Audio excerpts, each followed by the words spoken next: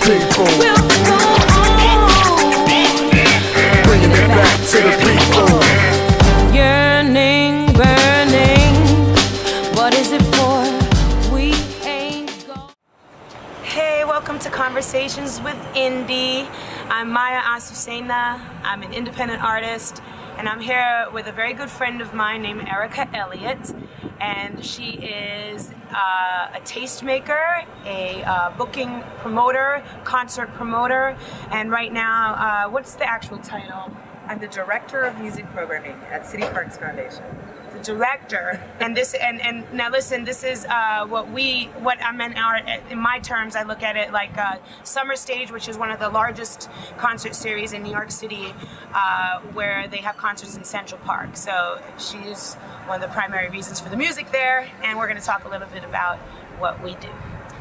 So, all right, so we were just talking, and I was saying to you about, I was asking you, what are some of the standout qualities in an artist that help you to decide for sure that I would want to book them at Summer Stage? Right. Even if they're up and coming, like what are the elements? It's a combination of elements, but what are they that make you decide? I just told you I was on a panel yesterday, so I actually have crafted this answer because it's a work in progress. I mean, there's not a black or white answer to any question, but what I can say is true is that, you know, Summer Stage is a certain platform. You know, it's a 5,000 capacity venue. In terms of booking agenda and what I'm subject to in terms of booking is, I'm not allowed to book an artist again within 4 or 5 years. Is the hope from the people that I report to. So a lot of times artists that I have relationships with, especially with SOBs or something, are like, you know, why haven't I played Summer Stage yet? I want to play, and it's really about, for me, that it's the right timing for them in what they're doing in their career, and that I also kind of, you know, when they ask me, I'm like, you know, I'll book you. I know you can rock the show. It's not about music. It's not about the quality of the talent, but it's about other elements. This is your one time that you're going to the next 5 years. Is this the moment you want? Oh. Because if you want it, like, I'm open to that. I'm, you know, there's a lot of people that I really love what they're doing musically, but in terms of career and what they're doing, I sometimes don't necessarily think it's the wisest move for where they're at, because I think sometimes the belief is that, well, what comes first? You get the Summer Stage play, and maybe that makes other things happen, and that might be the case. I'm not sure, but sometimes for me, I think, well, you know, you don't want to play in front of that many people unless you've got a record to sell, and you don't want to do it unless there's some other momentum and it can propel things, or you're doing kind of a tour that, you know, you can kind of put this all together and have it be meaningful. As like, I've done this, you know, it just, I'm not a manager, so I don't know how. But it does have to make sense in terms of a larger scheme. I think so. It's not totally isolated. I think so. Well, because it's true. There's so much on everyone's plate. In your position, you must get tons of press kits and CDs, and it's lots of talented people. So making something actually making a decision, all their elements have to be in position, including where they're at in their career. Right. And we do a lot of developing people. I mean, I've done a lot of people that are local, that are very, what I would consider developing, just totally on indie labels. You know, New York people that are doing well, but not anymore. You know, people that are playing, you know, 100 ticket, you know, 100 capacity size venues. So not anybody who's like doing big numbers or. Okay, so you'll take a chance on an artist that is valuable talent-wise, but maybe doesn't have the largest draw in the world. Yeah, absolutely. But okay, so what's something that makes you come to the decision about that kind of artist? It's you know, they're not on a major label. Right. What makes you decide that artist over another? You know, it's not. There's not. Is it one, packaging? Or? Well, it's not one answer for one question. I mean, each artist, what for sure I can say is each case is individual, and I know that's so not what people want to hear, but each case does have its own story. So, like in one case, you know, so I'll give some specific examples. We had a couple years ago.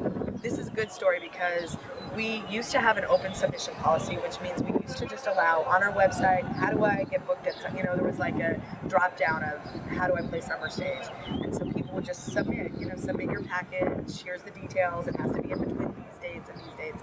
So we used to have a policy of anybody can submit their music, and it was a huge administrative nightmare for me personally, because I had to, because that was the policy, I had to listen to everything, at least a couple songs, and I had to respond, both for the artist, but also so we didn't get continual calls about, so I sent my package, I want to know if I'm playing. So we had to do that for up until 2 years ago. We had that policy, and what I can say is, out of that, which is thousands of people that sent in, only one person ever got booked that way. Okay. And I can't give the specifics of how his package got, because it was both me and my boss kind of would get packages and then we'd review them, and she would pass it on and say, listen to this, and respond, I just got this, it's a submission, you know. But the one artist was Tama Wapera, you probably know, and was local on an indie label, Oblique Sounds. And all I know is my boss got the CD on a cold submission, didn't know anybody, it wasn't like a manager sent, nothing. And she fell in love with the record. I'll tell you, I fell in love with it. have a similar example that I can speak for, like that happened to Your me. side, yeah. I was invited to perform at the Brooklyn Hip Hop Festival.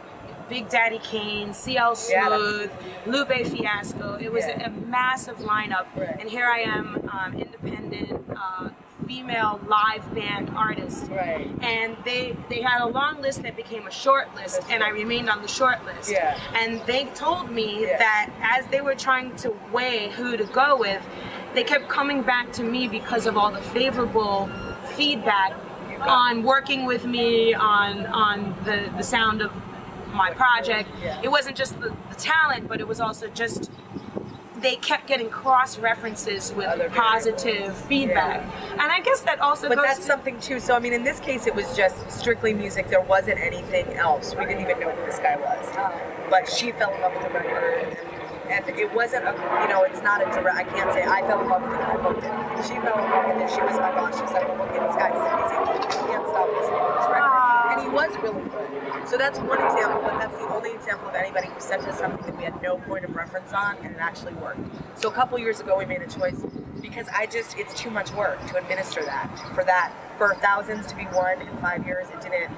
So we stopped accepting submissions that way. So they were in the game essentially long enough for the respect to be built in. It was sort of like paying the dues. So I think it's important also for artists, again, I keep using this term about having realistic expectations, and artists understand that success comes along with paying dues and staying consistent and staying in the game long enough for the opportunities to come back to you. Like, it's not instantaneous. No, and those guys, we always have at least a few local people.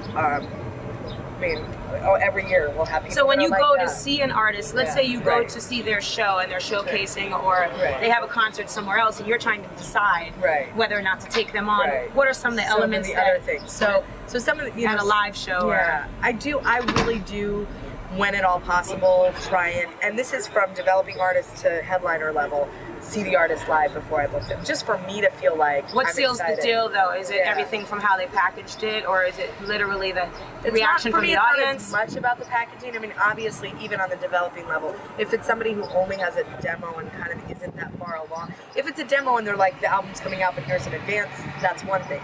If it's like, here's a demo, I don't have a record out, there's not a lot going on, but even the music is good, I feel that's a little too early for us. I mean, I think it's important for us to know as artists, like, to stay consistent, to be patient, and know that paying dues is definitely part of the process. That sometimes it's not the exact moment for you, but it doesn't mean your moment isn't on the way, and not to fall off in the meantime, and also to keep your live game up, and not to sleep on the power of that, because sometimes the live show is the very thing that makes a difference as to whether or not you actually book them. I mean, for live booking, it is the most important. I mean, it is the most important thing. If you're good live, you're good live. And if you're not, and not everybody is.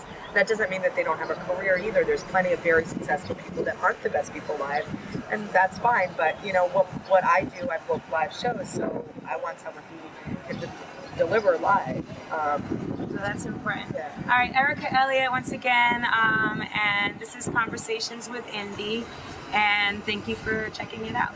Thank you.